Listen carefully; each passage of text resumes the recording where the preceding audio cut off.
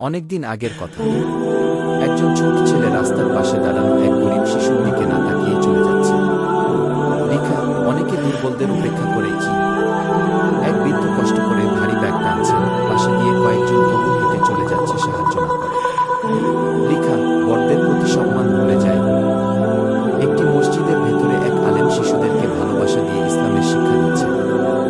লিখা, কিন্তু রাসূল সাল্লাল্লাহু আলাইহি ওয়াসাল্লাম বলেছেন কি? শান্ত একটি ব্যাকগ্রাউন্ডে লেখা ভেসে ওঠে, যে আমাদের ছোটদের প্রতি দয়া করে না এবং বড়দের সম্মান করে না, সে আমাদের দলভুক্ত নয়।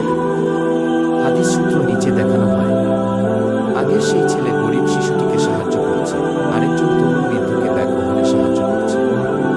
লেখা, ইসলাম শেখায় দয়া, ভালোবাসা ও সম্মান। সবার মুখে হাসি, মমতা, সহানুভূতি আর ঐক্যের চিত্র। লেখা, আসুন ইসলামের শিক্ষা অনুযায়ী চলি।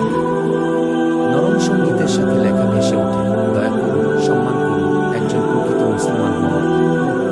শেষ দৃশ্য।